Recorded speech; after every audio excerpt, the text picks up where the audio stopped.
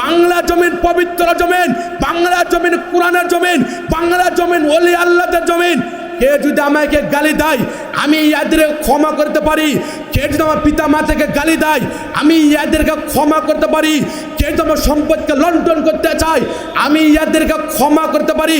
আল্লাহর কসম করে বলে যায়, উলামায়ে কেরামদের বিরুদ্ধে কথা বলবে, মসজিদ মাদ্রাসার বিরুদ্ধে কথা বলবে, ইসলামের বিপক্ষে কথা বলবে, আমার শরীরের মধ্যে এক ফুটক্ত টাকা পর্যন্ত বাংলার জমিনে ওই নাস্তিকদের ঠাই হবে না ইনশাআল্লাহ।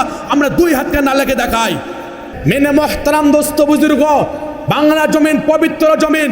এই বাংলাদেশে বসবাস করতে হলে ইসলামকে ভালোবাসতে হবে, কথা বলেন ঠিক কিনা? বাংলাদেশে বসবাস করতে হলে উলামায়ে কেরামদেরকে ভালোবাসতে হবে, মসজিদ মাদ্রাসাকে ভালোবাসতে হবে, ইসলামকে ভালোবাসতে হবে।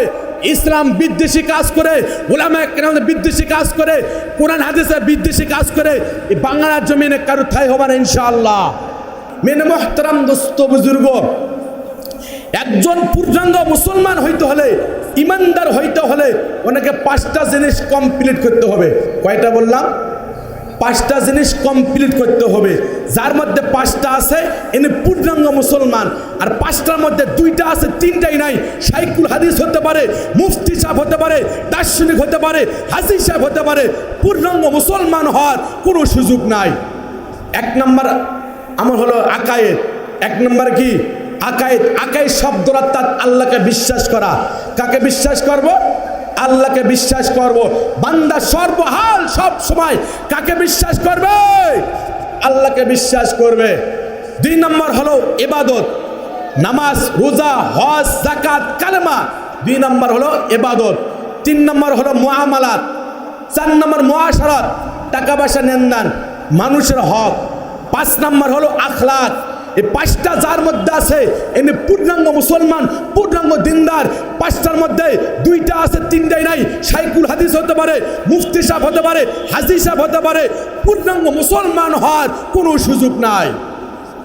মেনে মোহতারাম দোস্ত বুজুর্গ, তাহলে আস্তাগফিরুল্লাহ পাঠ করলে বান্দার 1 নম্বর কি? জীবনের সমস্ত গুনাহ মাফ করে দিবে। যেটা বলতেছিলাম, ইমানদার হইতে হলে যেরকম আমার এই পাঞ্জাবিটা পরে নামাজ পড়তেছি, এই পাঞ্জাবিটা পাক হতে বিভিন্ন খারাপ জিনিস থেকে সেফ থাকা লাগে। লাগে কি লাগে না? ব্লাড, পেশাব, পায়খানা, রক্ত, পুষ, বিভিন্ন খারাপ জিনিস থেকে সেফ থাকা লাগে। কিন্তু নাপাক হতে হলে ব্লাড আর পায়খানার দরকার হয় না, পেশাব বললেই এই পোশাকটা নাপাক হয়ে যায়। কথা বলেন ঠিক কিনা? ততরূপ আপনাকে ইমানদার হইতে হলে সূরা ফাতিহা থেকে শুরু করে সূরা নাস পর্যন্ত পুরা কোরআন শরীফকে বিশ্বাস রাখতে হবে। এটার নামই হইতেছে ঈমান। বেঈমান হওয়ার জন্য পুরা কোরআন শরীফের দরকার হয় না। সূরা ফাতিহা থেকে শুরু করে সূরা নাস পর্যন্ত আল্লাহর একটা আইনকে, আল্লাহর একটা হরফকে অবিশ্বাস করলে আর ঈমান থাকে না, থাকে না। মেনে মোহতারাম দোস্ত বুজুর্গ, রমজানুল মোবারক মাস আসতেছে। রোজা রাখলে গুনাহ মাফ হবে না, ঈমানের সহিত রোজা রাখতে হবে। নামাজ পড়লে নেক আমল অর্জন হবে না, ঈমানের সহিত নামাজ পড়তে হবে। যাকাত দিলে সওয়াব হবে না, ঈমানের সহিত যাকাত দিতে হবে। আমাদের প্রত্যেকটা কাজ ঈমানের সহিত করতে হবে। যার ঈমান মজবুত তার বাকি নেক আমল মজবুত, যার ঈমান মজবুত নাই তার কোনো আমলই মজবুত নাই। রোজা না রাখলে মুনাফিক কাফের না, কিন্তু এই রোজাকে কে যদি অস্বীকার করে তার ঈমান আছে? তার ঈমান নাই। মেনে মোহতারাম দোস্ত বুজুর্গ, হজ না করলে ঈমান যায় না, কিন্তু হজকে কে যদি অস্বীকার করে তার ঈমান থাকে না। পর্দা না করলে ঈমান যায় না, কিন্তু পর্দাকে কে যদি অস্বীকার করে তার ঈমান থাকে না। সুদ আর ঘুষ খাইলে ঈমান যায় না। কেউ সুদ আর ঘুষকে কে যদি হালাল মনে করে, হাদিয়া মনে করে, তার ঈমান থাকে না। মেনে মোহতারাম দোস্ত বুজুর্গ, তাহলে বান্দাকে প্রত্যেকটা কাজ ঈমানের সাথে করতে হবে। নামাজ হোক, রোজা হোক, হজ হোক, যাকাত হোক। বান্দার ঈমান যদি মজবুত থাকে তার আমল মজবুত, যার ঈমান মজবুত নাই তার কোনো আমল মজবুত নাই। এই জন্য যতদিন আল্লাহ তাআলা আপনাকে আমাকে হায়াত রেখেছে, আল্লাহ তাআলা ঈমানের সহিত প্রত্যেকটা কাজ করার তৌফিক দান করবেন, আমিন। মেনে মোহতারাম দোস্ত বুজুর্গ, বলছিলাম আস্তাগফিরুল্লাহ করলে 6টা পুরস্কার। 1 নম্বর পুরস্কার হলো বান্দার জীবনের সমস্ত গুনাহ মাফ করে দিবে। বান্দার কি দিবে? গুনাহ মাফ করে দিবে। আজকে আমাদের সমাজ মধ্যে বলে, হুজুর এত টাকা পয়সা কামাই করি, আমার ছেলে চাকরি করে, মেয়ে চাকরি করে, ব্যবসা করি, ফসল আবাদ করলাম, এরপরও সংসারের মধ্যে বরকত পাই না। বলে কি বলে না? এ মুসলমান, একটা মসজিদের ইমাম সাহেবের দিকে তাকাও। ইমাম সাহেবের বেতন 2000 টাকা বেতন, 9-6 মাস বাকি। কি বললাম? একটা ইমাম সাহেবের দিকে তাকাও, 2000 টাকা বেতন, 9-6 মাস বাকি। ইমাম সাহেবের জামার দিকে তাকান, 2000 টাকা দামের জামা। জুতার দিকে তাকান, 1200 টাকা দামের জুতা। কোটের দিকে তাকান, 3000 টাকা দামের কোট। ও ইমাম সাহেব, 2000 টাকা বেতন, 9-6 মাস বাকি, তুমি কেমনে চলো? ইমাম সাহেব বলে, একমাত্র আমার মাওলাই চালায়। কে চালায়? একমাত্র আমার মাওলাই চালায়। ইমাম সাহেবের 2000 টাকা বেতন হইতে পারে, আরেকজন 1 লাখ টাকা বেতন হইতে পারে, কিন্তু 1 লাখ 1 কোটি টাকা যেটা কামাই করতেছে কিন্তু হারাম। হারামের মধ্যে কোনো বরকত নাই। ইমামের 2000 টাকা বেতন হইতে পারে, কিন্তু কোটি কোটি টাকার বরকত আল্লাহ তাআলা 2000 টাকার মধ্যে সেট করে রেখেছে। মেনে মোহতারাম দোস্ত বুজুর্গ, দেখেন না, কোনোদিন দেখছেন একটা ইমাম সাহেবকে একটা অপরিষ্কার, এবং কোনোদিন দেখছেন খা করতে দেখছেন? আমি তো প্রত্যেকটা জায়গায় বলি, বাংলাদেশের উলামা ইকরাম যে সম্মান পায়, মাননীয় প্রধানমন্ত্রীও তো সম্মান পায় না। কেন? সম্মানদার মালিক কে? আল্লাহ তাআলা বলেন, ওয়া তুইজ্জু মান তাশা ওয়া তুযিল্লু মান তাশা বিয়াদিকাল খায়র। আল্লাহ তাআলা যাকে সম্মান দিবে, সারা বিশ্বের পৃথিবীর কেউ অসম্মান করতে চাই করতে পারবে না। আর আল্লাহ পাক যাকে বেয়াজ্জতি করবে, আল্লাহ তাআলা বলে, আমি যাকে বেয়াজ্জতি করব, পৃথিবীর সমস্ত মানুষ যদি সম্মান দিতে পায়, সম্মান দিতে পারবে না। কেন? সম্মান দান মালিক তো আল্লাহ, বেয়াজ্জতি করার মালিক তো আল্লাহ। দেখেন না, দেশের কথা বলে, এখন বিগত যে 15 থেকে 16 বছর পর্যন্ত আল্লাহ তাআলা বেয়াজ্জতি কেমনে করে হাতে প্রমাণ। দীর্ঘ 15-16 বছর পর্যন্ত এরকম কোরআনের মজমা বাংলাদেশের উলামা ইকরাম ঠিক মতন করতে পারেনি। কথা বলেন ঠিক কিনা? মেনে মোহতারাম দোস্ত বুজুর্গ, এরকম কোরআনের মাহফিল, কোরআনের কথা বলবে, হাদিসের কথা বলবে, আর বলে পারমিশন নেওয়া লাগবে। কি নেওয়া লাগবে? ডিসি সাহেবের কাছে যাওয়া লাগে, এমপি সাহেবের কাছে যাওয়া লাগে, চেয়ারম্যান সাহেবের কাছে যাওয়া লাগে। আরে বাংলাদেশের 90% বাংলাদেশ তো উলামা ইকরামদের দেশ, বাংলাদেশ তো কোরআনের দেশ, বাংলাদেশ তো হাজিদের দেশ, বাংলাদেশ মসজিদ মাদ্রাসার দেশ। এই দেশে পৃথিবীর মধ্যে বাংলাদেশে যেই পরিমাণ মসজিদ মাদ্রাসা আছে, বাংলাদেশে যেই পরিমাণ উলামা ইকরাম আছে, হাজী সাহেবরা আছে, যেই পরিমাণ পৃথিবীর মধ্যে বাংলাদেশে ইসলামের খেদমত হয়, পৃথিবীর মধ্যে আর কোনো দেশেই হয় না। এরপরও কোরআনের কথা বলবে, হাদিসের কথা বলবে, পারমিশন নেওয়া লাগে। আর মমতাজ আবার গান লাগাইবে, কোনো পারমিশন লাগে না। মমতাজ আবার কি লাগাবে? কোনো গান লাগাইবে, কোনো পারমিশন লাগে না, যাওয়ার সঙ্গে সঙ্গে পারমিশন দিয়ে দেয়। মেনে মোহতারাম দোস্ত বুজুর্গ, যেই উলামা ইকরামদের হাতের মধ্যে মানুষ হাত লাগানোর জন্য লাখ লাখ মানুষ ব্যস্ত হয়ে যায়, লাখ লাখ মানুষ কি ব্যস্ত হয়ে যায়, মুসাফা করবে। ওই উলামা ইকরামদের হাতের মধ্যে হ্যান্ডকাপ লাগাইয়া, কোমরের মধ্যে রশি দিয়া জেলখানা গরুর মতন বান্ধে রাখছিল। কথা বলেন ঠিক কিনা? আমি তো বলি প্রত্যেকটা জায়গায় ওস্তাদের মায়ের শেষাত্তরে, ওস্তাদের মায়ের কি শেষাত্তরে, যারা উলামা ইকরামদেরকে সঙ্গে বেয়াদবি করছে, কোরআনের সাথে বেয়াদবি করছে, ইসলামের সাথে বেয়াদবি করছে, আল্লাহ তাআলা ছাড় দেয়, কিন্তু এদেরকে ছাড়ে দেয় না। আজকে ওনারা কোথায় আছে? আজকে ওনারা কোথায় আছে? মেনে মোহতারাম দোস্ত বুজুর্গ, উলামা ইকরাম কোরআনের কথা বলার কারণে, হক কথা বলার কারণে, ইসলাম প্রচার করার কারণে উলামা ইকরামদের হাতের মধ্যে হ্যান্ডকাপ লাগাইয়া, গরুর মতো রশি দিয়া কোমরের মধ্যে জেলখানার মধ্যে ঢুকে রাখছে। বাংলাদেশে হাজার হাজার মানুষ 2 রাকাত নামাজ পড়ে, কোরআন তেলাওয়াত করে, চোখের ফোঁটা ফেলে আল্লাহ দরবারে দোয়া করছে, আল্লাহ এই জালেম থেকে, এই বালা মুসিবত থেকে আপনি হেফাজত করেন। সবাই দোয়া করছে। আর আজকে ওনারা জেলখানার মধ্যে আছে, এটা কুত্তা পর্যন্ত দোয়া করে না। কথা বলেন ঠিক কিনা? এটা কুত্তা পর্যন্ত দোয়া করে না। বাংলাদেশ ওলামা ইকরাম জেলখানায় গিয়েছিল, সবাই দোয়া করতেছিল, কিন্তু আজকে ওনারা জেলখানার মধ্যে আছে, কেউ দোয়া করে না। কারো মাথার মধ্যে ডিম ফুটায়, কারো জুতা পিটা করে, না লাত্তি দেয়, নাহলে ঘুষি মারে, মানে যেরকম দুরবস্থা করার দরকার। মেনে মোহতারাম দোস্ত বুজুর্গ, এই জন্য আমি আজকে স্পষ্ট ভাষা বলে যাই, এখনো সময় আছে। এখন আমি প্রত্যেক কিছু কিছু জায়গায় দেখি এরকম কোরআনের মাহফিল। আমাদের বাংলাদেশে মানুষ বদলে গেছে, কিন্তু চাঁদাবাজি এখনো বদলেনি। হাত বদল হয়ে গেছে, কিন্তু চিটাটা বাটপাড়ি এখনো বদল হয়নি। ইতিপূর্বে যারা ওলামায়ে কেরামদের বিপক্ষে কথা বলছে, মসজিদ মাদ্রাসার বিপক্ষে কথা বলছে, ইসলামের বিপক্ষে কথা বলছে, আল্লাহ তাআলা ছাড় দেয়নি। এখনো যারা ওলামায়ে কেরামদের সঙ্গে বেয়াদবি করতেছে, মসজিদ মাদ্রাসার সঙ্গে বেয়াদবি করতেছে, ইসলামের সঙ্গে বেয়াদবি করতেছে, এদেরকে আল্লাহ তাআলা ছাড় দিবা না, এদেরকে আল্লাহ তাআলা ছাড় দিবা না। মেনে মোহতারাম দোস্ত বুজুর্গ, আর আমরা সমাজের মধ্যে দেখি কেন শান্তি পাই না কেন?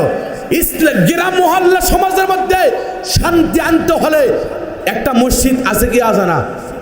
মসজিদ আছে কি আছে না? গ্রামের মধ্যে, পাড়া মহল্লা সমাজের মধ্যে ওই সময় শান্তি আসবে যেই সময় মসজিদে দায়িত্ব যারা আছে, ইমাম সাহেব, মুয়াজ্জিন সাহেব, এনাদেরকে কদর করতে হবে, এনাদের কি করতে হবে? কদর, ভালোবাসা দিতে হবে, তাহলে গ্রাম মহল্লা সমাজের মধ্যে শান্তি আসবে। আমরা আজকে কথা বলি, একটা ইমাম সাহেবের সঙ্গে, মুয়াজ্জিন সাহেবের সঙ্গে কেমনে কথা বলতে হয় এটা পর্যন্ত জানে না, তাহলে গ্রাম মহল্লা সমাজের মধ্যে কেমন শান্তি আসবে? আরে ইমাম সাহেব তো সম্মানিত ব্যক্তি, গ্রামের সম্মানিত ব্যক্তি, উনি আল্লাহর ঘরের দায়িত্ব নিয়ে আসে, আল্লাহর ঘরে ইমাম। ঘর যেরকম আল্লাহ তাআলার কাছে সবচেয়ে দামি, পৃথিবীর মধ্যে হাব্বুল বিলাদ ইলাল্লাহি মাসাজিদুহা ওয়াবদুল বিলাদ ইলাল্লাহি আসওয়াকুহা, পৃথিবীর মধ্যে সবচাইতে উত্তম জায়গা হলো মসজিদ, সবচাইতে নিকৃষ্ট খারাপ জায়গা হলো বাজার।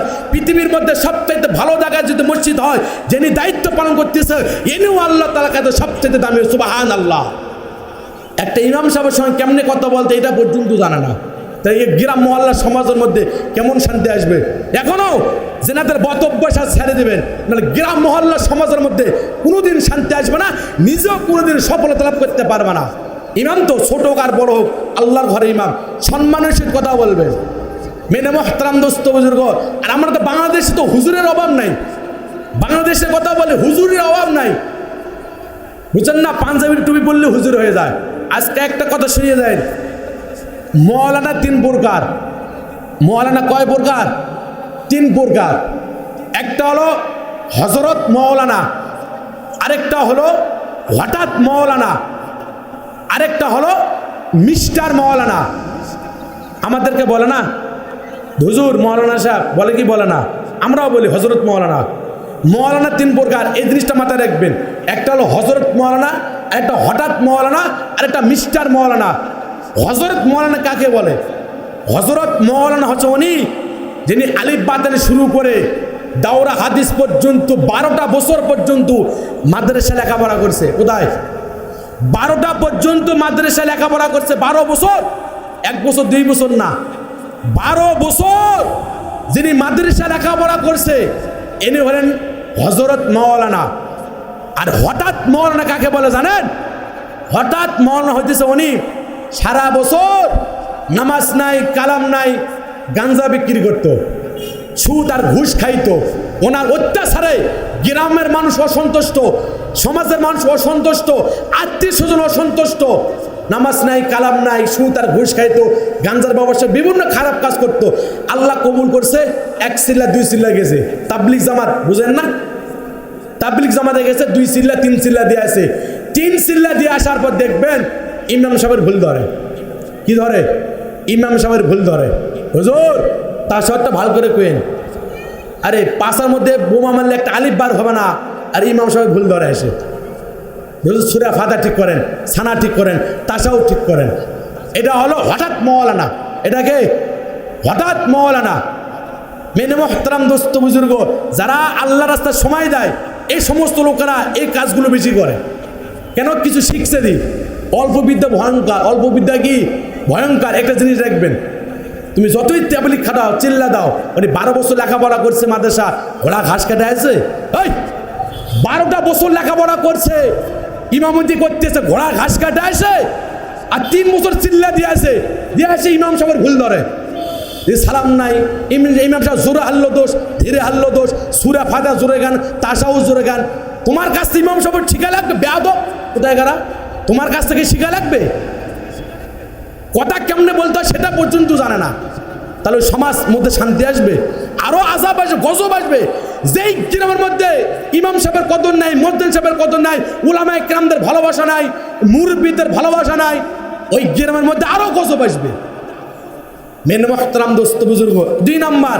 3 নাম্বার হলো মিস্টার মৌলানা, খালি গন্ডগোল লাগিয়ে দিয়ে বেড়ায়। কি লাগিয়ে দিয়ে বেড়ায়? খালি গন্ডগোল লাগিয়ে দিয়ে বেড়ায়, এর কথা ওর কথা, ওর কথা ওর কথা লেগে দেয়, একটা গন্ডগোল সৃষ্টি করায়, একটা ঝগড়া সৃষ্টি করায়। এটা হলো মিস্টার মৌলানা। এই কাজগুলোকে হিন্দুরা করে, বৌদ্ধরা করে, খ্রিস্টানরা করে। এই কাজগুলো কারা করে? মুসলমানেরাই করে। এই কাজগুলো কারা করে? মুসলমানেরাই করে। মেনে মুহতারাম দোস্ত বুজুর্গ, এই কাজ থেকে আপনি আমি বিরত থাকবো। মেনে মুহতারাম দোস্ত বুজুর্গ, বলছিলাম যে ইমাম সাহেবের কদর ভালোবাসা এটা আমাদের সমাজের কাছ থেকে নাই, এবং মুরব্বীদেরকে সম্মান নাই, বড়দেরকে ভালোবাসা নাই, ছোটদেরকে স্নেহ করে না, এই জন্য সমাজের মধ্যে আসে না। আরে যেই মুসলমান বাড়ির বউর সাথে পারে না, কার সাথে পারে না? বাড়ির বউর সাথে পারে না, ছেলে মেয়েদের সাথে পারে না, মেয়েদের কন্ট্রোল করতে পারে না, বউর সাথে পারে না, আজকে ইমাম সাহেবের সাথে গন্ডগোল করে। আজকে থেকে জেনে নেবেন, যারা ইমাম সাহেবের সাথে বেয়াদবি করে, ঝগড়া করে, গন্ডগোল করে, মনে রাখবেন এনার দ্বারা বাড়ি কন্ট্রোল করতে পারে না, বউর সাথে পারে না, ছেলে মেয়েদের সাথে পারে না, মেয়েদের সাথে পারে না, সমাজের লোকের সাথে পারে না, কোথায় যাবে? আজকে ইমাম সাহেবের সাথে ঝগড়া করে, গন্ডগোল করে, এটা ইমাম সাহেবের ভুল ধরে। এই সমস্ত লোকেরা এই কাজগুলো করে। যারা বউর সাথে পারে না কোথায় যাবে? ইমাম সাহেবের সাথে লাগে আছে। সাহেবের কদর বুঝবেন। তাহলে বলছিলাম আস্তাগফিরুল্লাহর 6টা পুরস্কার। 1 নম্বর হলো বান্দার গুনাহ মাফ করে দিবে। 2 নম্বর হলো বান্দা যতদিন মরা পর্যন্ত আস্তাগফিরুল্লাহ আস্তাগফিরুল্লাহ আস্তাগফিরুল্লাহ পাঠ করবে, আল্লাহ বলে আস্তাগফিরুল্লাহ যদি পাঠ করবে, আমি আল্লাহ তাআলা ওই বান্দার প্রতি রহমতের দরজা আমি খুলে দিলাম। বান্দা আস্তাগফিরুল্লাহ পাঠ করবে, বান্দা আস্তাগফিরুল্লাহ যদি পাঠ করবে, ওই বান্দা রিজিকের মধ্যে আল্লাহ বরকত দিয়ে দিবে, খাবার মধ্যে বরকত দিয়ে দিবে, টাকা পয়সার মধ্যে বরকত দিয়ে দিবে, চাকরির মধ্যে বরকত দিয়ে দিবে। মেনে মুহতারাম দোস্ত বুজুর্গ, এই আমলটা করবো তো ইনশাআল্লাহ। মেনে মুহতারাম দোস্ত বুজুর্গ, আমি আপনাদের কাছ থেকে জানতে চাই, এই যে কথাগুলো বলতেছি, এই জিনিসগুলো শিক্ষা দেওয়া হয় কোথায়? মাদ্রাসায়। একটা মসজিদে ইমাম সাহেব, মুয়াজ্জিন সাহেব, খাদেম সাহেব, এগুলো ট্রেনিং কোথায় দেওয়া হয়? মাদ্রাসায়। মাননীয় প্রধানমন্ত্রী সাবেক শেখ হাসিনার কথাই বলি, উনি বাংলাদেশে এই 560টারও মডেল মসজিদ বানিয়ে গেছে। গেছে কি গেছে না? এই মডেল মসজিদ করে গেছে, ভালো কথা। গ্রামের মধ্যে মসজিদ আছে, ইমাম সাহেবের দরকার আছে কি না? ইমাম সাহেব কোথায় শিক্ষা দেওয়া হয়? মাদ্রাসায়। কোথায়? মাদ্রাসায়। মুয়াজ্জিন সাহেবের শিক্ষা দেওয়া হয় কোথায়? মাদ্রাসায়। খাদেম সাহেবের শিক্ষা দেওয়া হয় কোথায়? মাদ্রাসায়। তা মাদ্রাসা ছাড়া আমাদের কোনো বিকল্প আছে? মাদ্রাসা ছাড়া আমাদের কোনো বিকল্প নাই। কেন? এই মাদ্রাসাগুলো থেকে শাইখুল হাদিস তৈরি হয়, মুফতি সাহেব তৈরি হয়, মুহাদ্দিস সাহেব তৈরি হয়, মসজিদের ইমাম সাহেব তৈরি হয়। আজকে মাদ্রাসাগুলো যদি না থাকতো, আমি তো মনে করি মসজিদে যেই পরিমাণ যোগ্যতা সম্পূর্ণ ইমাম সাহেব আছে, এত শুধু যোগ্যতা সম্পূর্ণ ইমাম সাহেব থাকতো না, মাদ্রাসা যদি না থাকতো। তা মাদ্রাসা আছে বিদায় বলি, যোগ্যতা সম্পূর্ণ ইমাম সাহেব পাইতেছেন, মুয়াজ্জিন সাহেব পাইতেছেন, খতিব সাহেব পাইতেছেন, থাকার দরকার আছে কি না? মেনে মুহতারাম দোস্ত বুজুর্গ, হাফিজ হুজুর রহমাতুল্লাহ আলাইহি ঢাকার খুব বুজুর্গ মানুষ, আল্লাহওয়ালা মানুষ, একসময় বটের গাছ মার্কা দাঁড়াইছিলেন। কি মার্কা? বটের গাছ মার্কা দাঁড়াইছিলেন। ওই সময় এরশাদ চাচা ক্ষমতা, কি নাম? এরশাদ চাচা ওই সময় ক্ষমতায়। আমরা পড়শে থেকে নগদে আসলাম, নগদে ঢাকা পর্যন্ত গেলাম। ঢাকা বাইতুল মুকাররমে দক্ষিণ গেটে হুজুরের জনসভা, হাজার হাজার মানুষ, হাজার হাজার মানুষ। পত্রিকা কিনলাম, পত্রিকার মধ্যে লেখা আছে 83 জন প্রার্থী। কতজন বললাম? 83 জন প্রার্থী, 83 জন প্রার্থীর 83 রকম মন্তব্য। কেউ লিখছে চাউল আছে 5 টাকা, আমি ক্ষমতা আসতে পারলে খাবো 2 টাকা। আরেকজন লিখছে লবণ আছে 2 টাকা, আমি সরকার হলে খাবো 1 টাকা। মানে 83 জন প্রার্থীর 83 রকম মন্তব্য। আমরা ঢাকা বাইতুল মোকাররম দক্ষিণ গেট হুজুরের জনসভা, আমরা নিচে বসলাম। হুজুর মঞ্চে আসলেন, আসার পর আল্লাহ মানুষ মাথার মধ্যে রুমাল, হাতে তসবিহ জিকির করতেছে।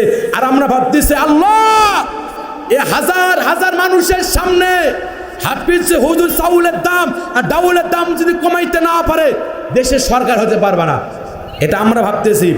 হাফিজ হুজুর মাইক্রোফোনটা হাতে নিলেন, মাইক্রোফোনটা হাতে নেওয়ার পর বলতেছে, এই বাংলাদেশের জনগণ, আমি যদি ক্ষমতা আসতে পারি, বাংলাদেশে 68,000 গ্রাম আছে, আমি 68,000 গ্রামে আমি কোরআনের বক্তব্য চালু করবো। সুবহানাল্লাহ।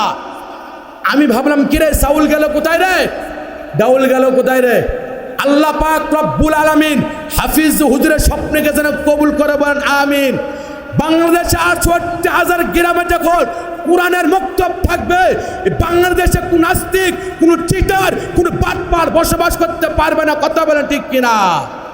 মেনে মোহতারাম দোস্ত বুজুর্গ, এই জন্য মাইকের আওয়াজ যতদূর পর্যন্ত যায়, বাংলা জমিন পবিত্র জমিন, বাংলা জমিন কোরআনের জমিন, বাংলা জমিন ওলি আল্লাহদের জমিন। কে যদি আমাকে গালি দেয়, আমি ইয়াদেরকে ক্ষমা করতে পারি। কে যদি আমার পিতা মাতাকে গালি দেয়, আমি ইয়াদেরকে ক্ষমা করতে পারি। কে যদি আমার সম্পদকে লন্ডন করতে চায়, আমি ইয়াদেরকে ক্ষমা করতে পারি। আল্লাহর কসম করে বলে যায়, উলামায়ে কেরামদের বিরুদ্ধে কথা বলবে, মসজিদ মাদ্রাসার বিরুদ্ধে কথা বলবে, ইসলামের বিপক্ষে কথা বলবে, আমার শরীরের মধ্যে 1 ফুট টাকা পর্যন্ত বাংলার জমিনে ও নাস্তিকদের ঠাই হবে না ইনশাআল্লাহ। আমরা 2 হাতকে না লেগে দেখাই। এমন জোরে তাকবীর দিবেন, রাস্তাঘাট গ্রাম মহল্লা মানুষের মাহফিল আসতে বাধ্য হয়। আরে মুসলমানের তাকবীর আওয়াজে বেশ্যা তসলিমা নাসরিন আজানকে বেশ্যার আওয়াজ বলছিল, তাকবীর আওয়াজে দেশ থেকে পালাতে বাধ্য হচ্ছে কি হচ্ছে না? এই জন্য মুসলমান তাকবীরের আওয়াজ হবে আল্লাহকে সন্তুষ্টের জন্য। এমন তাকবীর দিবেন, আশেপাশে যে সমস্ত ভাইরা আছে, আপনার তাকবীর আওয়াজে শয়তান যখন দূর হয়ে যায়, আর মুসলমান যদি হয়ে থাকে মাহফিলে আসতে বাধ্য হয়। পারবেন ইনশাআল্লাহ? আমরা আত্মটা আল্লাহকে হাত দেখাই। নারে তাকবীর! এই আওয়াজ বাড়াও, হচ্ছে না, আওয়াজ হচ্ছে না। নারে তাকবীর! নারে তাকবীর! আল কোরআনের আলো, আল কোরআনের আলো, কোরআন আদি যেখানে, উলামায়ে কেরাম যেখানে, আমরা আছি সেইখানে। মেনে মোহতারাম দোস্ত বুজুর্গ, বাংলা জমিন পবিত্র জমিন। এই বাংলাদেশে বসবাস করতে হলে ইসলামকে ভালোবাসতে হবে। কথা বলেন ঠিক কিনা? বাংলাদেশে বসবাস করতে হলে উলামায়ে কেরামদেরকে ভালোবাসতে হবে, মসজিদ মাদ্রাসাকে ভালোবাসতে হবে, ইসলামকে ভালোবাসতে হবে। ইসলাম বিদ্বেষী কাজ করে, উলামায়ে কেরামদের বিদ্বেষী কাজ করে, কোরআন হাদিসের বিদ্বেষী কাজ করে, এই বাংলার জমিনে কারো ঠাঁই হবে না ইনশাআল্লাহ। মেনে মোহতারাম দোস্ত বুজুর্গ, বলছিলাম আস্তাগফিরুল্লাহর 6টা পুরস্কার। 2 নম্বর হলো বান্দা আস্তাগফিরুল্লাহ পাঠ করবে, বান্দার খাবার মধ্যে আল্লাহ তাআলা রহমত দান করবে। 3 নম্বর হলো আস্তাগফিরুল্লাহ বান্দা পাঠ করবে, যতই পাঠ করবে ধনী করে দেওয়ার মালিক কে? আল্লাহ। গরিব করার মালিক কে? আল্লাহ। বান্দা যতই আস্তাগফিরুল্লাহ পাঠ করবে, আল্লাহ বলে বান্দা আস্তাগফিরুল্লাহ পাঠ করবে, আমি আল্লাহ পাক রব্বুল আলামিন আগে ছিল গরিব, আস্তাগফিরুল্লাহ পাঠ করেছে, আমি আল্লাহ তাআলা লাখ লাখ কোটি কোটি টাকার সম্পদের মালিক আমি আল্লাহ বানিয়ে দেব। বান্দা যখন আস্তাগফিরুল্লাহ পাঠ করবে, গরিব অবস্থা হয় যদি, আল্লাহ তাআলা আরো সম্পত্তির মালিক বানিয়ে দেবে। বড়লোক অবস্থা যদি হয়, আল্লাহ আরো সম্পত্তির মালিক বানিয়ে দেবে। কেন? যে মাওলাই কারিমের হাতে জিরো আছে, হিরো বানাতে পারে কি পারে না? হিরো আছে, আল্লাহ জিরো বানাতে পারে কি পারে না? ক্ষমতা মালিক কে? আল্লাহ। সমস্ত ক্ষমতা মালিক তো আল্লাহ। এই জন্য আস্তাগফিরুল্লাহ, আস্তাগফিরুল্লাহ এটা আপনার বেশি বেশি আমল করব। রমজানুল মুবারক মাসে 6টা আমল। 1 নম্বর আমল হলো লা ইলাহা ইল্লাল্লাহু মুহাম্মাদুর রাসূলুল্লাহ। 2 নম্বর আমল হলো আস্তাগফিরুল্লাহ, আস্তাগফিরুল্লাহ। আর আস্তাগফিরুল্লাহ পাঠ করলে 6টা পুরস্কার। 3 নম্বরে গেল। 4 নম্বর আল্লাহ তাআলা বলে আস্তাগফিরুল্লাহ যে বান্দা পাঠ করছে মরার পর কবরে আসতে দেরি হবে, আমি মাওলাই করিম জান্নাতে প্রবেশ করতে দেরি করব না। মেনে মোহতারাম দোস্ত বুজুর্গ, এই জন্য আস্তাগফিরুল্লাহ আস্তাগফিরুল্লাহ বেশি বেশি পাঠ করবো। এই আস্তাগফিরুল্লাহ পাঠ করে যদি আমি অন্ধকার কবরে যাই, আল্লাহ তাআলা বিনে হিসেবে আল্লাহ তাআলা জান্নাত দিয়ে দিবে। আরেকটা হলো যে বান্দা যখন আস্তাগফিরুল্লাহ আস্তাগফিরুল্লাহ বেশি বেশি পাঠ করে, বান্দার পা থেকে শুরু করে মাথা পর্যন্ত শরীরের অঙ্গ প্রত্যঙ্গের যত আছে প্রত্যেকটা জায়গায় জায়গায় আল্লাহ তাআলা শক্তি দান করবে। সুবহানাল্লাহ। আমাদের ক্যালসিয়ামের শক্তির অভাব, আস্তাগফিরুল্লাহ এই আমলটা চালু করেন, আল্লাহ তাআলা আস্তাগফিরুল্লাহ পড়ার কারণে আপনার বডির মধ্যে আল্লাহ তাআলা শক্তি দিয়ে দেবে। মেনে মোহতারাম দোস্ত বুজুর্গ, বলছিলাম রমজানের মুবারক মাসে 6টা আমল। 1 নম্বর আমল হলো লা ইলাহা ইল্লাল্লাহ, 2 নম্বর আমল হলো আস্তাগফিরুল্লাহ, 3 নম্বর আমল হলো কোরআন তেলাওয়াত করা। কি করা? কোরআন তেলাওয়াত করা। আজকে আমি ৭৭ বছর নামাজ পড়ি, 7 বছর নামাজ পড়ি, আরে তাশাহুদ কাক কয়, দয়ামে সূরা কাক কয়, সারা কাক কয়, এটা পর্যন্ত জানি না। সারা যদি বলতে বলি কোন সারা রে, তাশাহুদ তো নামই শুনিনি, দয় কোনো তো জানি না। নামাজ পড়ি। একটা মুসলমান জীবনের শুরু থেকে শেষ পর্যন্ত কোরআন আছে কি আছে না? মুসলমান বন্ধুরা আমার কথাগুলো দিল দিয়ে বুঝবেন। আল্লাহ পাক রব্বুল আলামিন আপনাদের দোয়া ভালোবাসার কারণে আমাকে আল্লাহ তাআলা বাংলাদেশের টেকনাফ থেকে তেতুলিয়া পর্যন্ত আল্লাহ তাআলা সফর করার সুযোগ করে দিয়েছেন। প্রত্যেকটা মুসলমানের একটাই অভিযোগ, হুজুর আমার ছেলে আমার কথা মানে না, আমার মেয়ে আমার কথা মানে না, আমার সন্তান আমার কথা মানে না, আমার স্ত্রী আমার কথা মানে না। আরে আপনি আমি নিজেই তো আল্লাহ পাক রব্বুল আলামিনের হুকুম মানি না। আপনি আমি যদি আল্লাহ পাক রব্বুল আলামিনের হুকুম মানি, আপনার আমার ছেলে কথা শোনার জন্য ব্যস্ত হয়ে যাবে, মেয়ে কথা শোনার জন্য ব্যস্ত হয়ে যাবে, স্ত্রী কথা শোনার জন্য ব্যস্ত হয়ে যাবে। আল্লাহর কসম করে বলে যায়, বান্দা যখন আল্লাহ পাক রব্বুল আলামিনের হুকুম আদায় করবে, আসমান নিচে জমিনের উপর যা কিছু মাখলুকাত দুনিয়াতে সৃষ্টি করে পাঠাইছে, সমস্ত মাখলুকাত কিয়ামত পর্যন্ত তোমার গোলামি করার জন্য ব্যস্ত হয়ে যাবে। মুসলমান বন্ধুরা আমার, শুধু তাই না আল্লাহর এক ওলি শেখ সাইদ রহমাতুল্লাহি আলাইহি রাস্তার মধ্যে তিনি পথ চলা শুরু করছে। শেখ সাদিক কিছু দূর যাওয়ার পর দেখলেন এমন একজন যুবক বাঘের পিঠের উপর চড়ে আসতেছে। শেখ সাদি আশ্চর্য হয়ে গেলেন, কিরে যুবকের সাহস তার কম না, বাঘের পিঠের উপর চড়ে আসতেছে।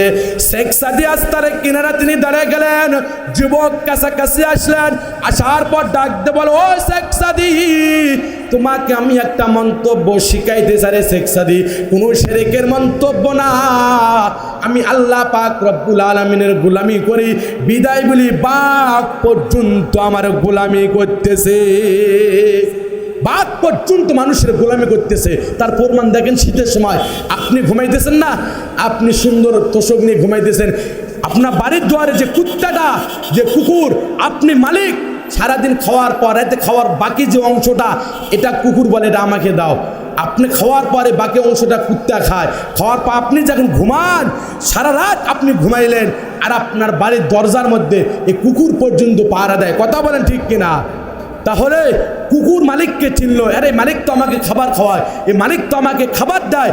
কুকুর যদি মালিককে চিনতে পারে, যেই মাওলাই কারিমের নিয়ামত আপনি আমি হাজার হাজার ভোগ করলাম, আজকে মুসলমান হয়ে মালিককে কেমনে চিনলাম না? মালিককে কেন চিনলাম না? আজকে আপনি আমি মানুষের দালালি করি, মানুষের গোলামি করি, করে কি করে না? আপনি ভাবতে পারেন হুজুর মানুষের গোলামি আবার কেমন করে? সামথিং আপনি একটা মানুষের কাছ থেকে 50,000 টাকা ধার নিয়েছেন, 50,000 টাকার আপনাকে কর্জ দিয়েছে, 6 মাস পর্যন্ত টাকা শোধ হওয়া পর্যন্ত ওই মালিকের পিছনে পিছনে ঘরে কি করে না? ওই মালিকের সুপারিশ করে, ওই মালিকের পিছনে পিছনে ঘরে। আরে নাফরমান মুসলমান, কপাল পড়া মুসলমান, তুমি 50,000 টাকা বিয়া, তুমি দুনিয়াতে ওই মালিককে চিনলা, যেই মালিক তোমাকে হায়াত দিল, যেই মালিক তোমাকে পা দিয়েছে, যেই মালিক তোমাকে চক্ষু দিয়েছে, যেই মালিক তোমাকে রিজিক ব্যবস্থা করে দিয়েছে, তুমি তো ওই মালিককে একবারও চিনলে না। তোমার মতো বড় বেয়াদব আর বড় বেঈমান আর পৃথিবীর কেউ নাই। কথা বলেন ঠিক কিনা? মেনে মোহতারাম দোস্ত বুজুর্গ, এই জন্য আমাদের আসল মালিক কে? আসল মালিক তো আল্লাহ। আল্লাহকে চিনতে হবে। আজকে আমি বলি হুজুর আমার ছেলে কথা শোনে না, আমার মেয়ে কথা শোনে না, আমার স্ত্রী কথা শোনে না। নেতারা কয় হুজুর গ্রাম মহল্লা বিচারে যায়, একটা মানুষ বিচারে যান বসি, একটা মানুষ কথা শোনে না। বলে কি বলে না? আজকে আপনার আমার ছেলে কেন কথা শোনে না, মেয়ে কেন কথা শোনে না, স্ত্রী কথা কেন শোনে না, এক মুসলমান আরেক মুসলমানের কথা কেন শোনে না? একমাত্র মূল মাকসাদ হলো আমি আল্লাহর হুকুম মানি না, আল্লাহর হুকুম মানি না, আল্লাহর গুলামি করি না। আপনার যদি আল্লাহর হুকুম মানি, আল্লাহর গুলামি করি, সবাই আপনার আমার কথা শুনবে। আসমান তো আপনাদের সেবায় নিযুক্ত, আসমান আপনার গোলামি করবে, জমিন আপনাদের গোলামি করবে, বাতাস আপনাদের গোলামি করবে। আর আমরা গোলামি একমাত্র করবো কার? আল্লাহর। আরে দালালি যদি করতে হয় আল্লাহ দালালি করবো। কার দালালি করবো? আল্লাহ দালালি করবো। আর বাপের দালালি করে আমরা বাংলা জমিনে বসবাস করবো না। দালালি যদি করতে হয়, গোলামি যদি করতে হয়, আল্লাহর গোলামি করো, আল্লাহ দালালি করো, তাও ওই আল্লাহ জান্নাতে নিয়ে যাবে। আর তুমি যে মানুষের দালালি গোলামি করতেছো 6 মাস পর তোমাকে চিনবে না, কিন্তু আমি তো তোমাকে চিনি না। যে মালিক তোমাকে চিনবে না, আর দালালি করে লাভ আছে? মেনে মোহতারাম দোস্ত বুজুর্গ, একমাত্র ছেলে মেয়ে কথা না শোনার কারণ মুসলমানদের জীবনের শুরু থেকে শেষ পর্যন্ত কোরআন আছে কিনা। আমরা আগে দেখতাম গ্রাম মহল্লা সমাজের মানুষ, একটা মানুষ যখন পৃথিবীতে আসতো ছোট্ট নবরত বাচ্চা, সাথে সাথে বলতো যে দেখি এই গ্রামের মধ্যে মুরব্বী আছে কিনা, ইমাম সাহেব মজ্জান সাহেব আছে কিনা। দেখে নিয়ে আসার পর ডান কেনে আজান আর বাম কেনে একামত, এটা হতো কি না? হ্যাঁ, হতো কি না? আজকে আপনার আমার ছেলে মেয়ে একমাত্র না কথা না শোনার কারণ একটাই, যে আমরা প্রত্যেকটা জায়গায় যাবো হুজুর আজকালকার ছেলে মেয়েরা এমন হয়ে গেছে, বাম্মায়ের খেদমত বোঝে না, বাম্মায়ের হক বোঝে না, এরা বাম্মায়ের কথাই শোনে না। আমি তো মনে করি এটা ছেলে মেয়েদের দোষ না, দোষ হলো বাম্মায়ের দোষ। দোষ কি? বাবা মায়ের দোষ। কেন? ছেলে মেয়ের যেরকম হক আছে, পিতা মাতারও ছেলে মেয়েদের ওপর কি আছে? হক আছে। ছেলে মেয়ের পিতা মাতার ওপর হক কি? 1 নম্বর হক হলো যখন তুমি যাকে বিবাহ করবা, 1 নম্বর হক, তুমি যাকে বিবাহ করবা, যাকে বিবাহ শাদী করবা, যে মেয়েটাকে বিবাহ করবা, এই মেয়েটাকে 1 নম্বর হক হলো দেখতে হবে এই মেয়েটা দিনদার কিনা, পরেশগার কিনা, তাকওয়ালা কিনা, নামাজিওয়ালা কিনা। এটা হলো 1 নম্বর হক। তুমি যে মহিলাকে বিবাহ করলা, নামাজিওয়ালা, পদ্মাওয়ালা, কোরআনওয়ালা, হাদিসওয়ালা, যখন এই বিবাহ করে নিয়ে আসবা, ওই স্ত্রীর পেট থেকে যে সন্তানটা বার হবে, ওই সন্তানটা হবে আল্লাহওয়ালা। সুবহানাল্লাহ। আর তুমি এমন একজনকে বিবাহ করে নিয়ে আসছো, সারা রাত পর্যন্ত ডিশের লাইনের ইন্ডের ছবি দেখে, টিভির মধ্যে ডিশটা শুরু করে না, খারাপ ছবিগুলো দেখে। এই তুমি যাকে বিবাহ করলা, ব্যাপদ্য হয়ে রাস্তাঘাটে চলে, ব্যাপদ্য হয়ে চলে, নামাজ নাই, কালাম নাই, হারাম খাইছে, এর মধ্যে বিবাহ করে নিয়ে আসছো। নিয়ে আসার পর তোমার স্ত্রী পেট থেকে যে সন্তানটা বাইর হয়েছে, ওই সন্তান কোনো দিন আল্লাহওয়ালা হইতে পারে না। ওই সন্তান বড় হওয়ার সাথে সাথে খারাপ ভাষায় কথা বলবে, খারাপ অত্যাচার থাকবে। কথা বলেন ঠিক কিনা? মেনে মোহতারাম দোস্ত বুজুর্গ, এটা হলো 1 নম্বর হক। 2 নম্বর হক হলো আমাদের ছেলে মেয়েরা যখন গ্রাম মহল্লা সমাজের মধ্যে আসে, ডান কেনে আজান আর বাম কেনে একামত বন্ধ হয়ে গেছে। কি হয়ে গেছে? ডান কেনে আজান, বাম কেনে একামত হয় না। তো যারা হাসপাতালে জন্ম নেয় আজানই দেয় না, একামতও দেয় না। আরে যেই সন্তানের পৃথিবীতে আসার পর, যেই সন্তানের ডান কেনে আজান আর বাম কেনে একামত ঢুকবে, এই সন্তান কোনোদিন নাস্তিক হইতে পারে না, আবু জেহেল মার্কা হইতে পারে না। এই সন্তানটা নিশ্চয়ই আল্লাহওয়ালা সন্তান হবে। কথা বলেন ঠিক কিনা? যেই সন্তান সব পৃথিবীতে আসার পর আল্লাহকে চিনছে, ওই সন্তান বড় হলে মাকে চিনবে, বাবাকে চিনবে, দাদাকে চিনবে, দাদিকে চিনবে, নানাকে চিনবে, নানিকে চিনবে। আর যেই সন্তান আল্লাহকে চেনে না, ওই সন্তান মাকে চিনবে না, বাবাকে চিনবে না, নানিকে চিনবে না, দাদাকে চিনবে না। আজকে আমরা সন্তানকে শিখাই, ছোট্ট যেন অবস্থায় একটু বাবা শেখো, বাবা ডাক শিখাই, দাদা ডাক শিখায়, নানা ডাক শিখায়, কিন্তু কোনো দিন আল্লাহ ডাকটা শিখাইলাম না, কালেমা তৈয়বার নামটা শিখালাম না, একটা হাদিস শিখালাম না, মাসালা শিখালাম না। কিন্তু মা কেমনে ডাকা লাগে, নানা কেমনে ডাকা লাগে, এই ডাকগুলো আমি শিখাই, কিন্তু আল্লাহকে আমি এখন চিনালাম না। যেই সন্তান শিশু অবস্থায় আল্লাহকে চিনবে, এই সন্তান বড় হলে পিতামাতার খেদমত করবে, এই সন্তান আদবে চলবে। আর যেই সন্তান আল্লাহকে চিনবে না, বড় হওয়ার সাথে সাথে পিতামাতাকে ঘর থেকে বার করে দিবে। কথা বলেন ঠিক কিনা?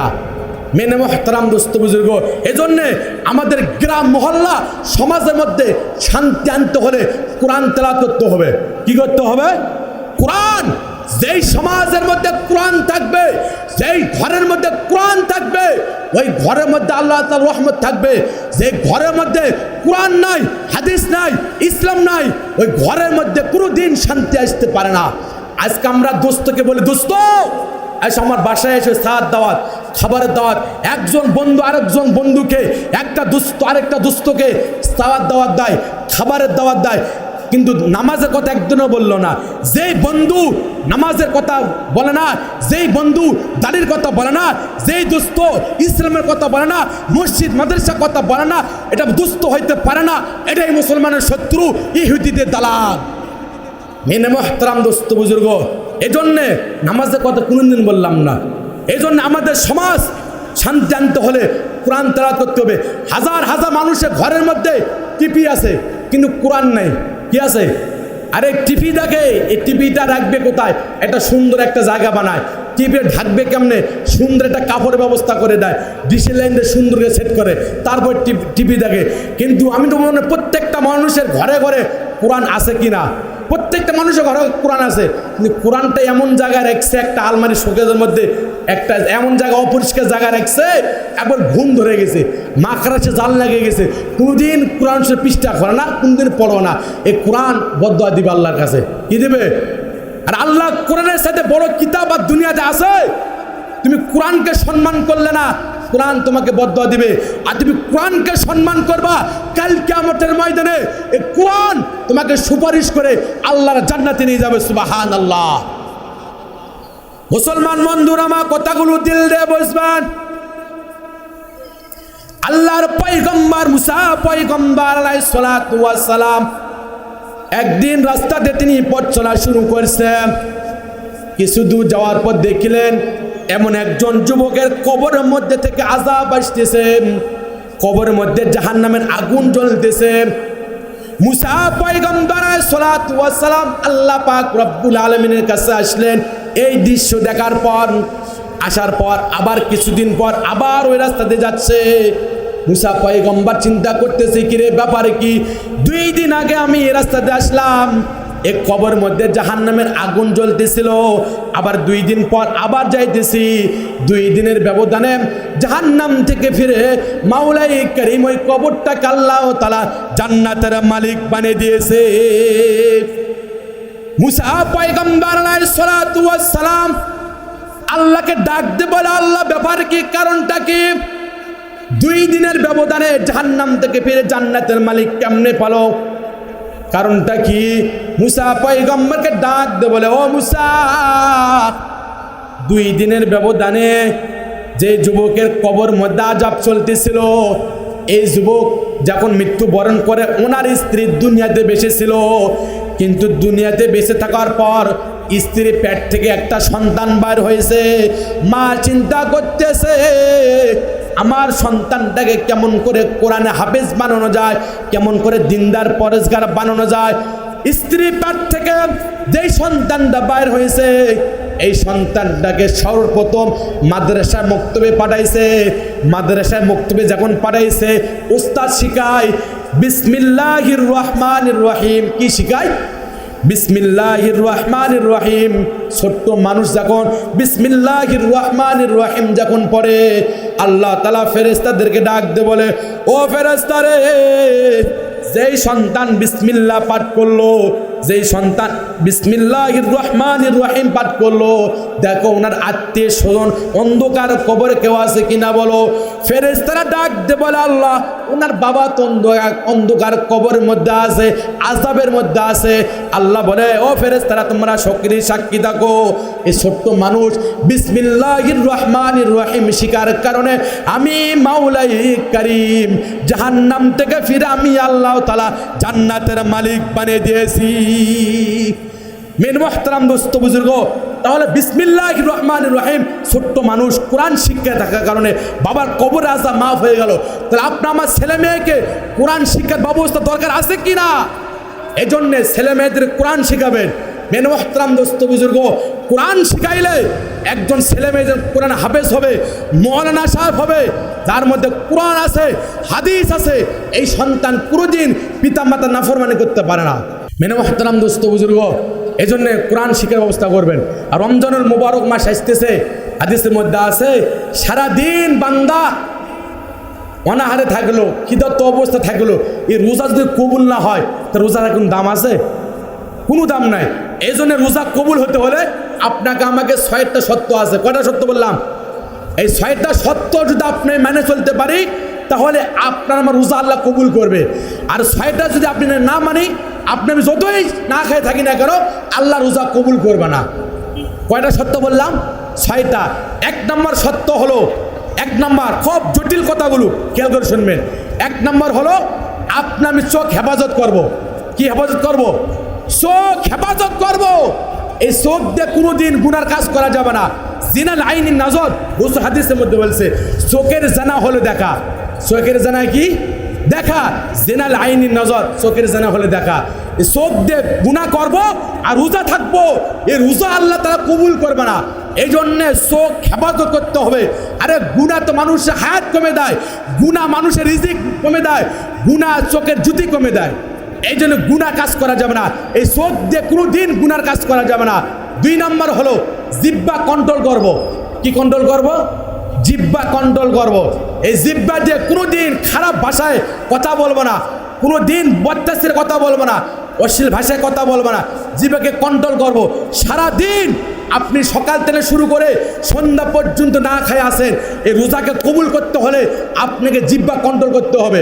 কি করতে হবে? জিহ্বা কন্ট্রোল করতে হবে। আমরা সকালবেলা এক কথা বলি, বিকেলে আরেক কথা বলি, সন্ধ্যা আরেক কথা বলি।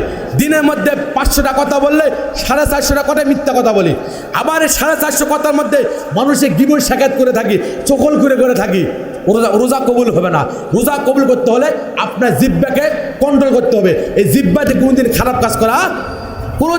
কাজ করা যাবে না। 3 নম্বর হলো কান। এই কানকে কন্ট্রোল করব।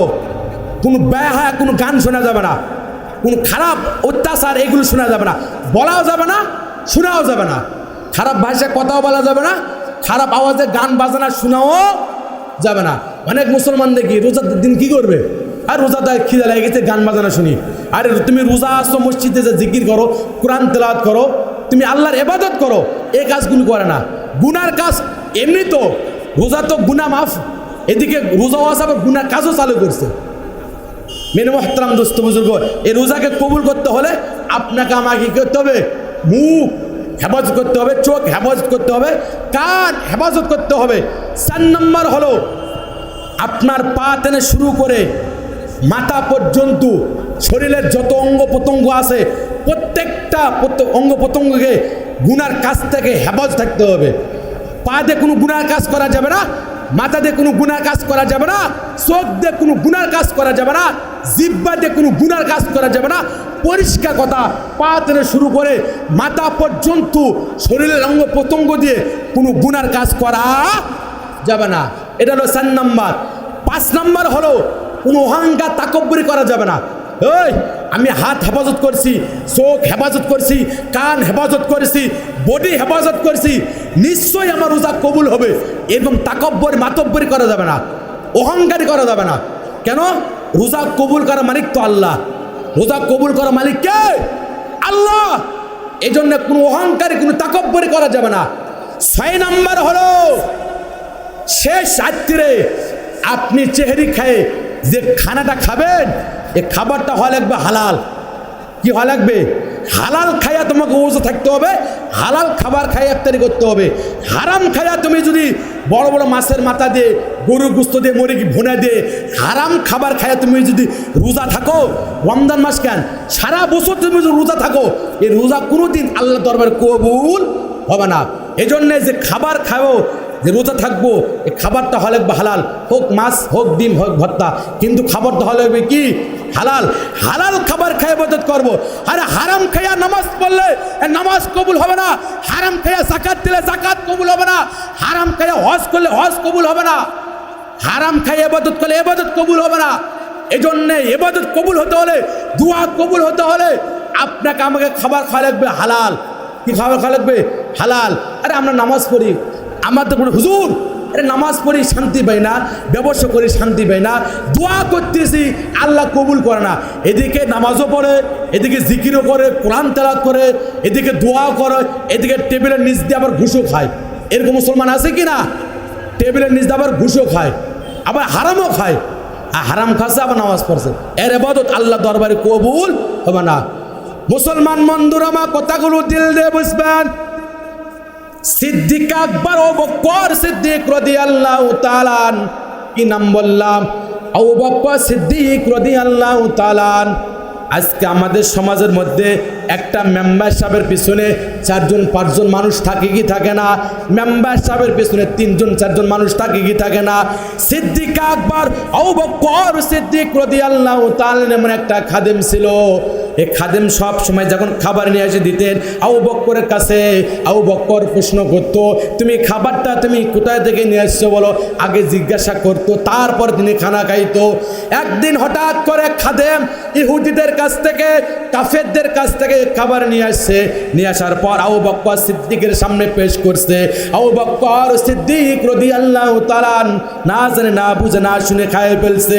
খাওয়ার পর খাদেম সাহেব ডাক দিয়ে বলে, হযরত আপনি আমাকে সব সময় জিজ্ঞাসা করে আমি খাবারটা কোথায় থেকে নিয়ে আসি, কিন্তু আজকে আপনার সঙ্গে আমার দেখা হয়ে গেল, খাবারটা কোথায় থেকে নিয়ে আসছি আপনি তো আমাকে একবারও বললেন না, খাবারটা কোন জায়গা থেকে নিয়ে এসছি আপনি তো আমাকে একবারও বললো না।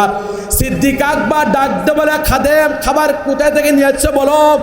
খাদেম সাহেব ডাক দিয়ে বলে, আমি ইহুদিদের কাছ থেকে খাবার নিয়ে আসছি, কাফেরদের কাছ থেকে খাবার নিয়ে আসছি। এই কথা শোনার পর সিদ্দিক আকবর চোখের পানি জমিনের মধ্যে ছেড়ে দিয়ে ডাক দিয়ে বলে, হে আল্লাহ, কি কাম হয়ে গেছে। ওমর রাদিয়াল্লাহু তাআলা, উসমান রাদিয়াল্লাহু তাআলা উপস্থিত, আলী রাদিয়াল্লাহু তাআলা বলে, আল্লাহু তাআলা ডাক দিয়ে বলে, এ হারাম খাবার যতদিন ভরা পর্যন্ত আমার শরীরের মধ্যে থাকবে, এতদিন ভরা পর্যন্ত আল্লাহ তাআলা আমার ইবাদত কবুল করবে না। আবু বকর সিদ্দিক রাদিয়াল্লাহু তাআলা মুখের মধ্যে থেকে হাত দিয়ে খাবার বার করা শুরু করলো। আল্লাহু আকবার। আবু বকর সিদ্দিক রাদিয়াল্লাহু তাআলা যদি মুখের মধ্যে থেকে হাত দিয়ে খবর বার করা শুরু করে, ওরা তো জান্নাতের সুসংবাদপ্রাপ্ত সাহাবী, এর পরও ভয় করছে। আর আজকে আমি হাজার হাজার মানুষ সুদ আর ঘুষ খায় কি খায় না? সুদ আর ঘুষ খাইলে ওই সংসারের মধ্যে, ওই পরিবারের মধ্যে কোনো দিন আল্লাহর শান্তি আসতে পারে না। মেন মুহতারাম দোস্ত বুজুর্গ, কোনো দিন শান্তি আসতে পারে না। মেন মুহতারাম দোস্ত বুজুর্গ, আল্লাহ তাআলার দরবার দোয়া কবুল হতে হলে, ইবাদত কবুল হতে হলে আপনার আমার খাবার হওয়া লাগবে কি? হালাল। হালাল খাবারে খেয়ে ওজা থাকবো, হালাল খাবার খেয়ে নামাজ পড়বো, হালাল খাবার খেয়ে ইবাদত করবো, আল্লাহ ইবাদত কবুল করবে। মেন মুহতারাম দোস্ত বুজুর্গ, রাসূল কারীম সাল্লাল্লাহু আলাইহি ওয়াসাল্লামের আখলাক দেখে কাফেররা মুসলমান হয়ে গেছে। আর আজকে আপনার আমার আখলাক দেখে একটা মুসলমান সাথে সাথে বলে, খবরদার তুই মোর সাথে কথা বলতে পারবো না। বলে কি বলে না? বলে কি না? মেন মুহতারাম দোস্ত বুজুর্গ, কেন মুসলমানের আখলাক হবে ইসলামী আখলাক? কাফেরদের আখলাক দেখে, রাসূল কারীম সাল্লাল্লাহু আলাইহি আখলাক দেখে, সাহাবা ইকরামদের আখলাক দেখে কাফেররা মুসলমান হয়ে গেছে। আর আপনার আমার আখলাক দেখে একটা মুসলমান মসজিদে যেতে চায় না, বদতাসির হয়ে যাচ্ছে। এটা আপনার আখলাক সুন্দর করতে হবে। মুসলমানদের সবচাইতে বড় সম্পদ হলো মুসলমানদের আখলাক। যার আখলাক সুন্দর তার আমল সুন্দর, যার আখলাক সুন্দর নাই তার আমল আল্লাহ কাছেও সুন্দর নাই। এজন্যে আমল সুন্দর করতে হলে আখলাক সুন্দর করতে হবে।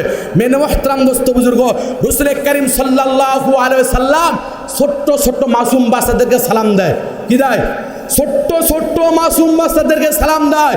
উমর রাদিয়াল্লাহু তাআলা, উসমান রাদিয়াল্লাহু তাআলা, আলী রাদিয়াল্লাহু তাআলা ডাক দিয়ে বলে, ইয়া রাসূলুল্লাহ, ইয়া হাবিবাল্লাহ, আপনি তো আল্লাহর বন্ধু, আপনি আল্লাহর দোস্ত, আপনি এদেরকে সালাম করেন, কারণটা কি? আপনি তো আল্লাহর বন্ধু, আপনি তো আল্লাহর দোস্ত। আল্লাহ রাসূল ডাক দিয়ে বলে, এ উমর, উসমান, আলী, আমি হলাম আল্লাহর বন্ধু, আমি হলাম আল্লাহর দোস্ত, আমি এদেরকে সালাম যদি না করি আমার মধ্যে অহংকার আসতে পারে। আমি অহংকারী পটটা বন্ধ করে দিলাম, আমি সালাম দেওয়া শুরু করলাম। এটা ছিল রাসূল আখলাক। আর আমাদের সমাজের মধ্যে তাহলে হুজুরদের কাছ থেকে কেমন করে সালাম নিবে? মানুষ এই ধান্দায় থাকে। হুজুরে কেন সালাম দেয় না রে, মানুষ তো বলে হুজুরে কেন সালাম দেয়, হুজুরে কি এটা শিখায়?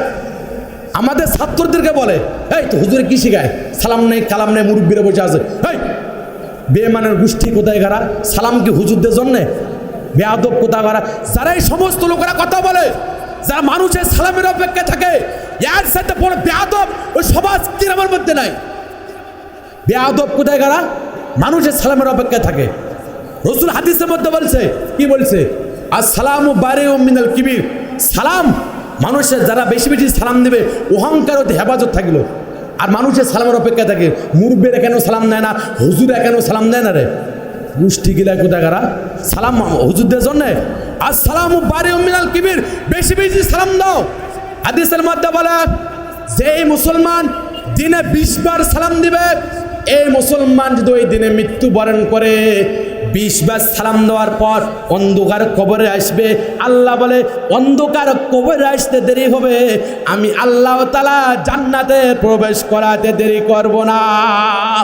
আমরা তো দিনে একবারও দেই না। ছেলে মেয়েদেরকে সালাম দেবো, ঘরের মধ্যে ঢুকবো সালাম দেবো, স্ত্রীকে সালাম দেবো, সবাইকে সালাম দেবো। সালাম যখন সালাম দেবো ওই সমাজের মধ্যে শান্তি আসবে। আর আমাদের সমাজের মধ্যে কিছু হাইব্রিড সালাম আছে। কি আছে? হাইব্রিড সালাম আলাইকুম হুজুর কেমন আছেন, কি বলে সালাম আলাইকুম হুজুর কেমন আছেন। আরে সালাম আলাইকুম এর অর্থ হলো তুই তাড়াতাড়ি মরে যা, এর অর্থ হলো তুই তাড়াতাড়ি মরে যা। সালাম আলাইকুম বলে কোনো কোরআন হাদিস কোনো জায়গায় নেই। আর বলে সালাম আলাইকুম, সালাম আলাইকুম, সালাম আলাইকুম শব্দ আছে? কোনো শব্দ নাই। সালাম দেওয়া লাগবে। একজন ইমাম সাহেব সালাম দেয়, একটা ইমাম সাহেব নামাজ পড়ায়, একজন মুসল্লি নামাজ পড়ায়, নামাজ শেষ করার পর বলে আসসালামু আলাইকুম ওয়া রাহমাতুল্লাহ। যেই সালাম নামাজে ওই সালাম সমাজে, যেই সালাম নামাজে ওই সালাম সমাজে। যখন তুমি নামাজে যে সালাম দাও সমাজের মধ্যে ওই সালামটা ঘটাইবা, ওই সমাজের মধ্যে আল্লাহ তাআলার শান্তি থাকবে। ও মুসলমান বন্ধুরা আমার, এই জন্য আপনাকে আমাকে সালাম চালু করতে হবে। আলী রাদিয়াল্লাহু তাআলা, আবু বকর সিদ্দিক রাদিয়াল্লাহু তাআলা, একটা ঘটনা শোনেন। আবু বকর সিদ্দিক রাদিয়াল্লাহু তাআলা তো নবীজির দোস্ত, নবীজির বন্ধু, আর আলী রাদিয়াল্লাহু তাআলা তো নবীজির জামাই। নবীজির কি? নবীজির জামাই। আলী রাদিয়াল্লাহু তাআলা আবু বকর সিদ্দিক রাদিয়াল্লাহু তাআলাকে সব সময় আগে সালাম দেয়, সব সময় আগে সালাম দেয়। মাঠে দেখা হয় সালাম দেয়, রাস্তাঘাটে দেখা হয় সালাম দেয়, সব সময় আগে সালাম দেয়। একদিন হঠাৎ করে আবু বকরের সঙ্গে দেখা হয়ে যায়। আবু বকর ভাবতেছে কিরে আলীর সঙ্গে আমার দেখা হওয়ার পরও আলী কেন সালাম করলো না, বিষয়টা কি জানতে চাই। শেষ করে যায় আবু বকর সিদ্দিক রাদিয়াল্লাহু তাআলা সালাম দিয়ে দেয়। আবু বকর সিদ্দিক রাদিয়াল্লাহু তাআলা সালাম দেওয়ার পর আল্লাহ রসুলের কাছে বিচার নিয়ে আসলেন, ইয়া রাসূলুল্লাহ, ইয়া হাবিবাল্লাহ, যে আলী সব সময় আমাকে আগে সালাম দেয়, আজকে আলীর সঙ্গে দেখা হওয়ার পরও আলী কেন সালাম করলো না, বিষয়টাকে জানতে চাই। আল্লাহ রসুল উসমান রাদিয়াল্লাহু তাআলাকে ডাক দে বলে, উমরকে ডাক দে বলে, দেখো আলী কোথায়। আলী রাদিয়াল্লাহু তাআলা ঘরের মধ্যে বসে বসে কাঁদতেছে। আলীকে ডেকে নিয়ে আসা হলো। আলীকে প্রশ্ন করে, হে আলী, আমার বন্ধু আবু বকর সিদ্দিক রাদিয়াল্লাহু তাআলাকে তুমি সব সময় আগে সালাম করতে, তুমি আজকে কেন তুমি সালাম করো না, বিষয়টা কি একটু জানতে চাই। আলী রাদিয়াল্লাহু তাআলা চোখের পানি জমিনের মধ্যে ছেড়ে দিয়ে ডাক দিয়ে বলে, ইয়া রাসূলুল্লাহ, ইয়া হাবিবাল্লাহ, আজকে আমি স্বপ্নে দেখেছি যারা দুনিয়ার মধ্যে বেশি বেশি সালাম দেবে এরা জান্নাতের চেয়ারের মধ্যে বসতে পারবে। আর চেয়ারের মধ্যে লেখা আছে ওই জান্নাতের চেয়ারে ওই সমস্ত লোকেরা বসতে পারবে যারা বেশি বেশি সালাম দিছে। আমি চিন্তা করে দেখলাম আমি আলী যেই আবু বকর সিদ্দিক রাদিয়াল্লাহু তাআলাকে সালাম দে, জান্নাতের চেয়ার তো আমারই হবে। আমি চিন্তা করে দেখলাম ওই জান্নাতের চেয়ারে কাকে বসলে মানাইতে পারে, উসমানকে বসলে মানাইতে পারে না উমরকে মানাইতে পারে। মেম্বারের চেয়ারে চকিদার সাহেব বসলে মানাইবে না, এমপি সাহেবের চেয়ারে মেম্বার সাহেব যায় বসলে মানাইবে না। আলী রাদিয়াল্লাহু তাআলা চিন্তা করতেছে ওই জান্নাতের চেয়ারে একমাত্র বসলে মানাইবে আবু বকর সিদ্দিক রাদিয়াল্লাহু তাআলাকে। আলী রাদিয়াল্লাহু তাআলা ডাকতে বলে, ইয়া রাসূলুল্লাহ, ইয়া হাবিবাল্লাহ, আমি চিন্তা করলাম ওই জান্নাতের চেয়ার একমাত্র মুসলমান আবু বকরকে। ইয়া রাসূলুল্লাহ, আবু বকর সিদ্দিক রাদিয়াল্লাহু তাআলাকে একবার সালাম দেওয়ার সুযোগ দিয়ে আমি আলী রাদিয়াল্লাহু তাআলা ওই জান্নাতের চেয়ারটা আমি বরাদ্দ করে দিলাম। মেন মুহতারাম দোস্ত বুজুর্গ, আলী রাদিয়াল্লাহু তাআলা জান্নাতের চেয়ার যদি সালামের বিনিময় পায়, আপনি আমি যদি প্রত্যেকটা সময় প্রত্যেকটা পরিবেশে সমাজ গ্রাম মহল্লার মধ্যে যদি সালাম যদি বেশি বেশি করে দেয় আর সালাম যদি আল্লাহ কবুল করে, এই সালামের বিনিময় কাল কিয়ামতের ময়দানে আল্লাহ তাআলা আপনাকে আমাকে জান্নাতের মালিক বানিয়ে দিবে। সুবহানাল্লাহ। মেন মুহতারাম দোস্ত বুজুর্গ, এই জন্য সালামের এটা চালু করবেন। আমরা বলি ইসলাম মানে শান্তি, আর ইসলাম মানে তো শান্তি, ইসলাম মানের নাম শান্তি, ইসলাম মানে শান্তি না। যারা ইসলাম মানবে তারাই শান্তি পাবে। মেন মুহতারাম দোস্ত বুজুর্গ, আমাদের সমাজের মধ্যে অনেক মুসলমান সারা বছর নামাজ নাই, কালাম নাই, ইসলাম নাই, কোরআন নাই, হাদিস নাই, সারা বছর কোরআনের বিপক্ষে থাকছে, ইসলামের বিপক্ষে থাকছে, উলামা একরামদের বিপক্ষে থাকছে, আর ঢাকা মারা গেছে। কোথায় মারা গেছে? ঢাকা মারা গেছে। আপনাদের কীর্তিপুরে নিয়ে আসতে 6 জায়গায় জানাজা করে। কয় জায়গায়?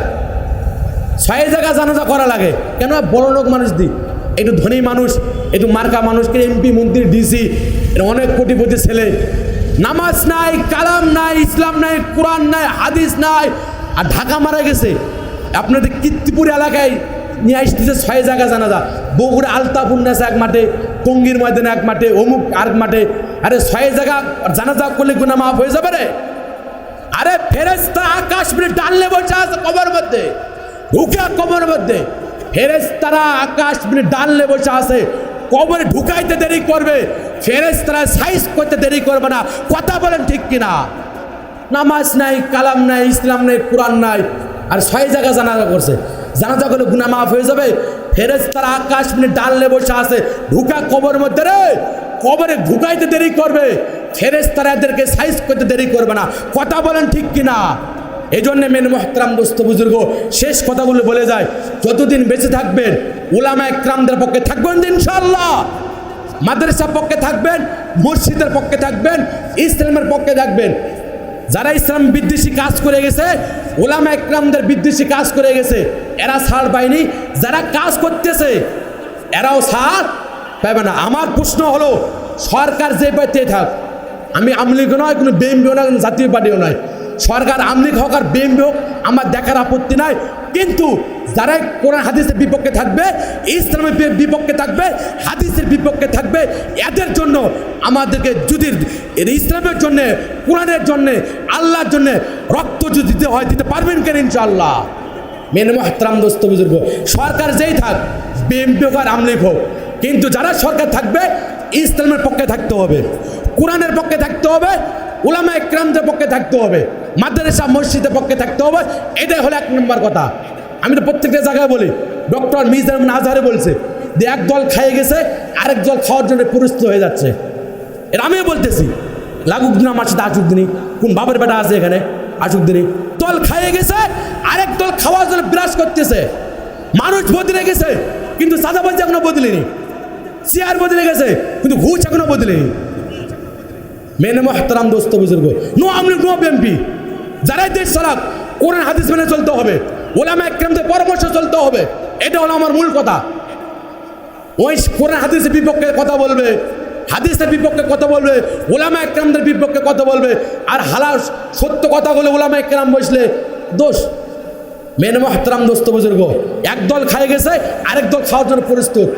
আমি আজকে স্পষ্ট ভাষা বলে যাই, আমি নামও বলে দিতে পারবো। আসুক দিন কোন বাবার বেটা আছে আমার সাথে কথা বলতে, চাপার দাঁত আমি যে খুলতে না পারি। আমি একমাত্র এই কথাগুলো বলতেছি আল্লাহকে সন্তুষ্টের জন্যে। কোথা কাকে? আল্লাহকে সন্তুষ্টের জন্যে। কারণ আমি দালালি করতে রাজি নাই, একমাত্র দালালি করবো, আল্লাহ দালালি করবো। শুধু আজকে আপনাদের এখানে না, আজকে যে কথাগুলো বললাম এর সাথে আরো গরম গরম কথা আমি বলি। বাংলাদেশে আল্লাহর মধ্যে দেশে যে কোন প্রান্ত আমাকে সফর করায়, প্রত্যেকটা জায়গায় কথা বলি, আরো গরম গরম কথা বলি। আল্লাহ রহমতে দোয়া করবেন। মেনে মুহতারাম দোস্ত বুজুর্গ, এ হক কথা বলতে হবে। এ হক কথা আমি যদি না বলি, কাল কিয়ামতের ময়দানে আল্লাহ দরবারে আমাকে হিসাব দেওয়া লাগবে। তা আমি কেন আরেকজনের জন্য, আমি আরেকজনের হিসাব আমি কেন দেবো? পড়াশোনা পরকাল আমি হারাতে রাজি নাই। হক কথা আমি যদি না বলি, কাল কিয়ামতের ময়দানে আল্লাহ আমাকে ধরবে। তুই হক কথা কি জন্য বলিস নি রে? চাকরির ভয়ে, ওয়াজ মাহফিল করার ভয়ে, রে রিজিকের ভয়ে আমাকে ধরবে, আমি কি জবাব দেবো? এই জন্য হক কথা আমাকে বলতে আমার যে দায়িত্ব সেটা আমাকে পালন করতে হবে। মানেন কি না মানেন সেটা আপনাদের ব্যাপার। আল্লাহ পাক আমাদেরকে সবাইকে আমল করার তৌফিক দান করুন, ইনশাআল্লাহ।